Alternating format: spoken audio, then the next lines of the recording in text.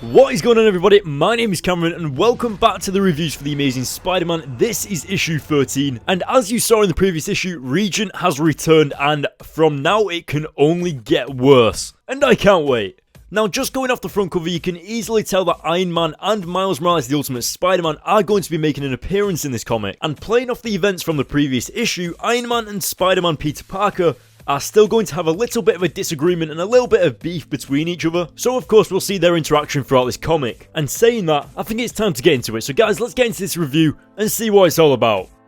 Okay, so we're getting into the issue and the comic opens up with Regent, and something that's really interesting is that in The Amazing Spider-Man Renew Your Vows, Regent was presented as a full-on villain right from the get-go. And it's really intriguing because he's being depicted as a good guy in this comic. Like, the crowd love him, he seems to be doing things to help New York, and so he doesn't seem that much of a bad guy, but of course we know Regent from the previous issue as well, and he seems to have other plans. I love how it's such a cliche thing in the comic as well, whereas if Spider-Man or Iron Man did this, then not really that much would happen in terms of them being popular or well respected by the city of New York. Instead, they would probably talk about how much damage they've caused, etc. But when Regent does something like this, they praise him for it. And as I'm saying, that is such a cliche thing to happen in the comics where the bad guy gets all the praise.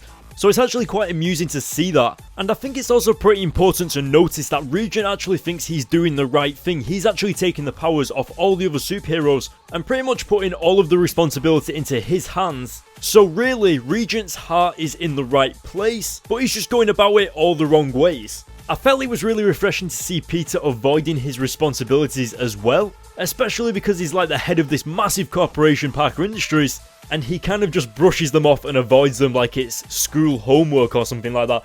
So I thought it was awesome just to see Peter Parker want some downtime, like have some free time to go out and be Spider-Man, instead of dealing with multi-billion-dollar deals. Like, clearly he does not care. Also, just like I said at the very beginning of this review, Miles Morales is of course a part of this issue. And if you remember back when Secret Wars was still going on, it was said that Peter Parker would become a mentor towards Miles Morales Ultimate Spider-Man. And so it seems like that's what we're diving into right now, with Peter meeting Miles for what seems like a training session. And of course this is where Iron Man Tony Stark comes into it. Now this is a really interesting interaction between the two characters, because Iron Man has already kind of dissed Spider-Man's Parker Industries company and all of that. And now he's shown up at the mentoring of Miles Morales as well, so it seems Tony Stark is getting involved in everything Spider-Man, and especially because Iron Man doesn't know that Spider-Man is Peter Parker anymore, it leads to some very, very hilarious dialogue. And it seems both of their egos are colliding with each other. Now, moving further into the comic, we actually get into some crazy little business right here between Mary Jane, Harry Osborn, and Betty Brant. And I love how they kind of have a reflection on themselves, looking where they've gone, looking where they've been, and it's awesome to see that they've come this far. And we also get into some uncharted territory when they stumble upon the fact that Augustus Roman is Regent. And I absolutely love it how you do not see this coming one bit. It's something that the comic just throws in there randomly, completely takes you by surprise, and it's probably one of the highlights of the comic for me. But these guys have been surrounded by superheroes their entire lives. Harry Osborn was the Green Goblin, and Mary Jane dated Spider-Man. So it makes sense that it doesn't come as much of a surprise to them. But the fact that these guys have figured out, and I love how cool they are about it, just like, yeah, he's totally Regent, and then they just kind of get on with the day. So it's good to see.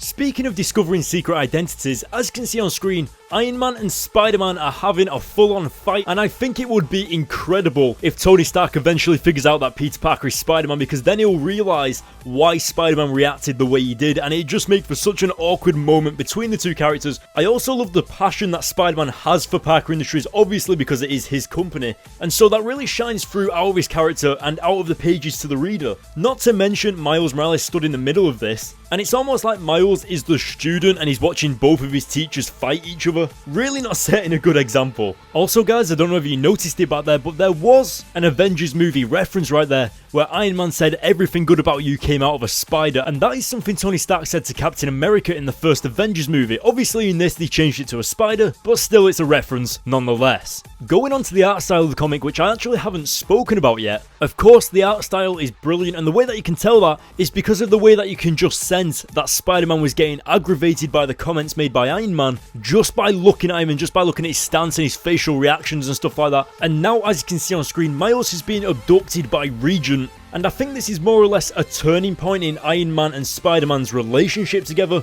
And this is most likely a lesson learned by both Iron Man and Spider-Man, because they turned their backs fighting each other, not realizing that Miles had gotten himself into trouble, and now Miles is possibly dead. I do love the fact, however, that Iron Man and Spider-Man are grown-ups enough to realize what they've done is wrong, and how they are both immediately concerned about Miles when he's not actually stood next to them anymore. So that does show a lot about their characters in terms of how much responsibility they feel over Miles Morales, and you'll see what I mean by that when we get to the next issue, because Tony Stark and Peter Parker actually do a few things to cover for Miles whilst he's missing, but you'll see that in the next issue. And now, coming up to the final few pages of this issue, we head back on over to Regent, and of course Miles captured in one of those red tanks. And we can only assume that Regent now has the powers of Miles Morales, such as camouflage, spider sense, etc. And something that I really liked was that Miles is an Avenger, so Regent feels that threat of the other Avengers possibly coming after him to get back Miles, and he's ready for that. And it's just so awesome how Miles is that important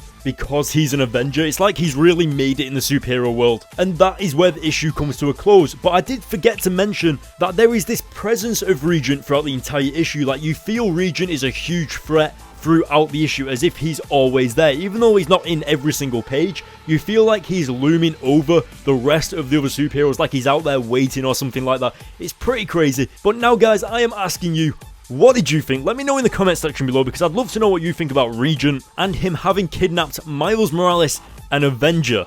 I'm going to give this issue an 8 out of 10. I would have appreciated it if Regent was in the comic a little bit more, but then I don't think his appearance in the comic would have been as special if he was in it more, so maybe they included him in it just right. I do also like the fact that Miles was used as the character to kind of break up Iron Man and Spider-Man's fight together, almost like he was the centerpiece, because Spider-Man was there to teach him, Iron Man was there to maybe give a few pointers or something like that, and then when Regent finally came into it, he went for Miles first.